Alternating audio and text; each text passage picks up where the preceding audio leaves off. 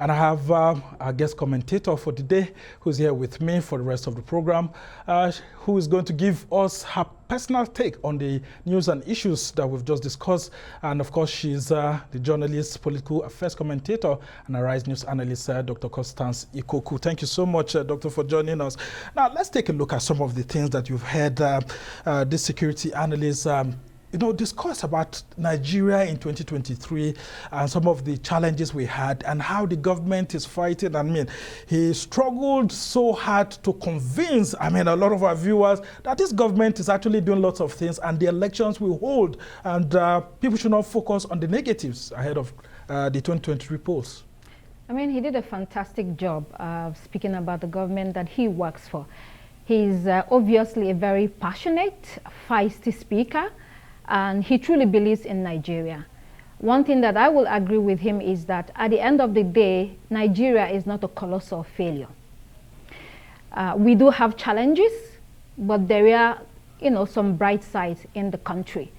However, no matter what you say, security problems are huge in the country.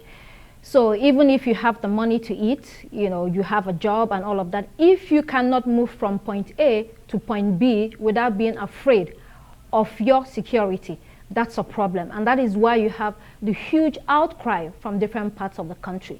Let's look at it. I know you said we should focus on solutions rather than the problems, but let's lay it out on the table. You have all sorts of challenges. You have, for instance, there's terrorism on one hand.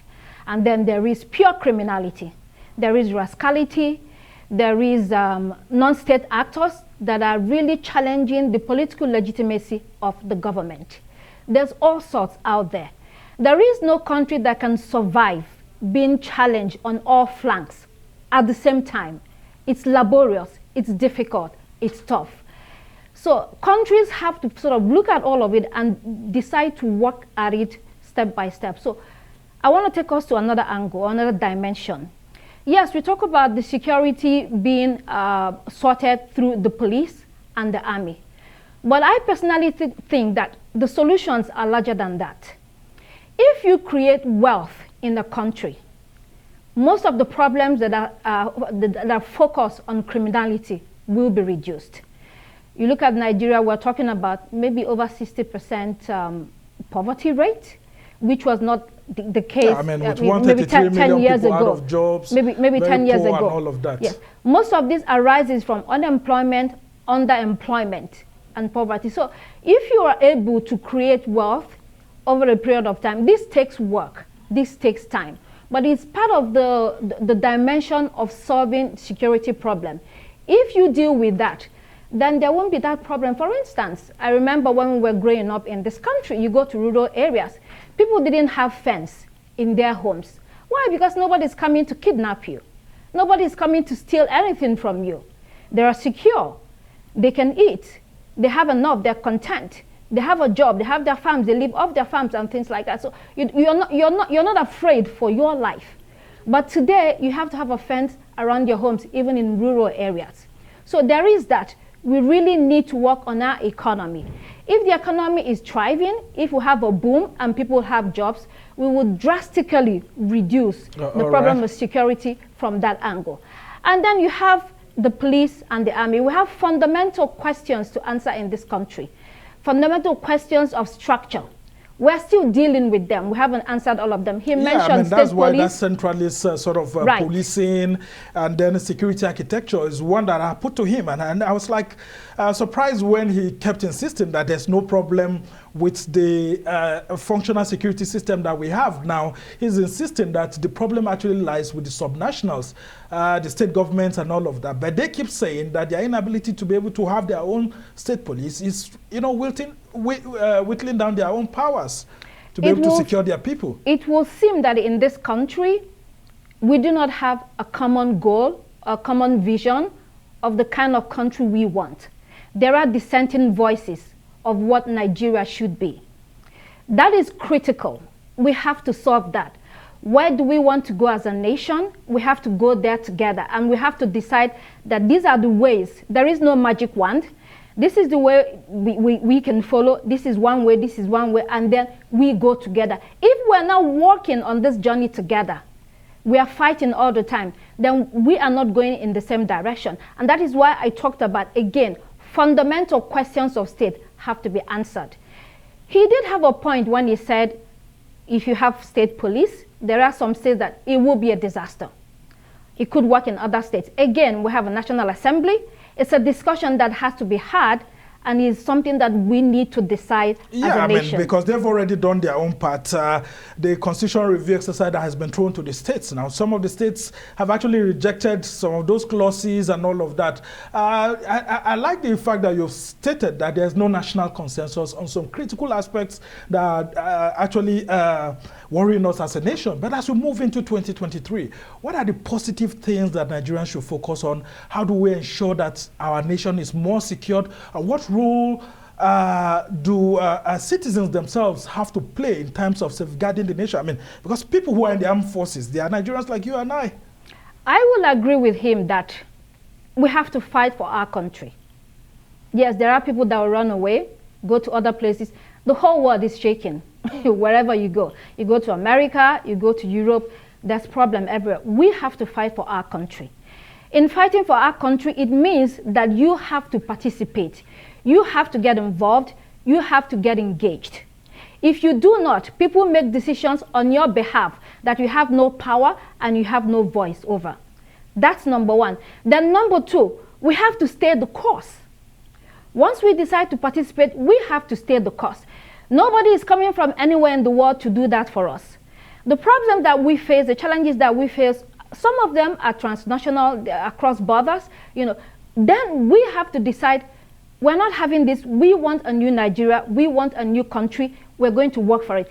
Nothing is easy. Those countries that you are running to, they took centuries to build up their countries. They took centuries to fight among themselves, to kill themselves, and to decide one day, you know what, enough is enough. Enough of bloodshed, what do? We need to get to that point in Nigeria and say, enough of that. If you do not have the interests of Nigeria at heart, you should not be in office. If you do not have the interests of Nigeria at heart, you should not be on a seat. He mentioned the National Assembly or the Senate, where he said it's a retirement home. Why should it be a retirement home? Why should you go there to sleep? What are you doing there? Begin to recall people. You have the power. The power is in the people. The process of recall, it's, very, very difficult.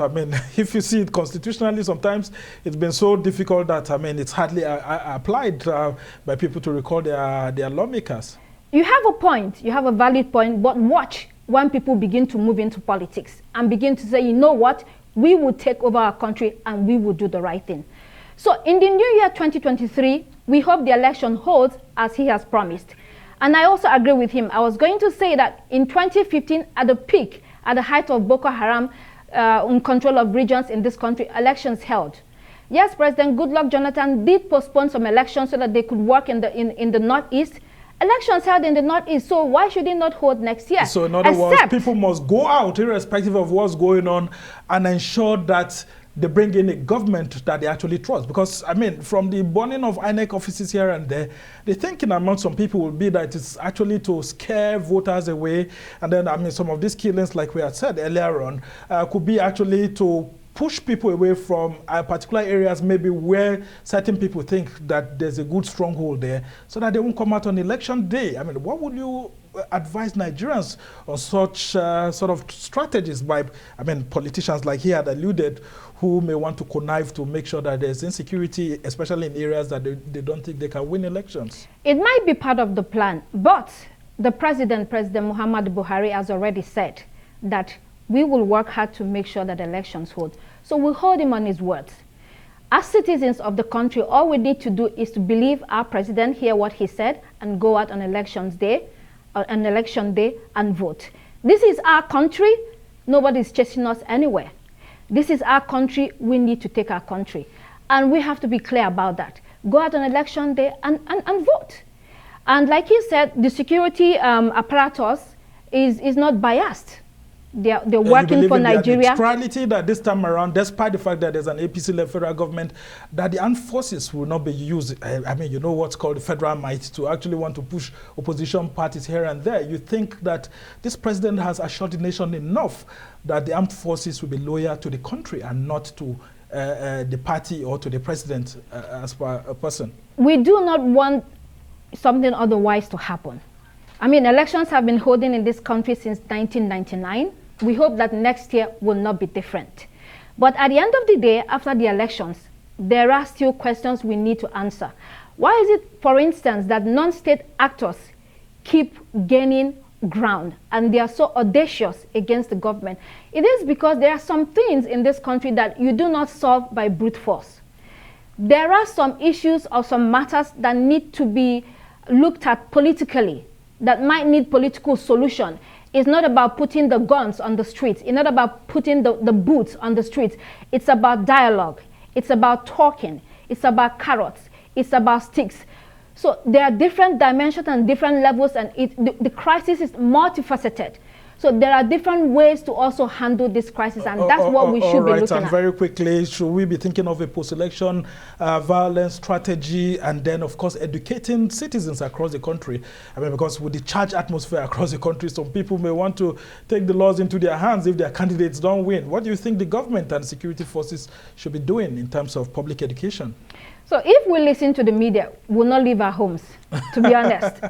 But we should leave our homes. Well, it behoves the government, once again, to continue to assure Nigerians that they will do our best to make sure that the elections hold and that you are safe when you leave your homes to go to the voting booth to cast your vote. Yeah, and you shouldn't cause trouble if your candidate doesn't win. Exactly. I mean, that's very important too. Exactly. Well, we must thank you so much, Dr. Constance Ikokwu is a rice analyst. Well, that's how it's been for this edition of Arise Prime Time. Do join us again tomorrow from me and the entire team here in Abuja. Goodbye and thank you for watching. I'm Somna Sambo.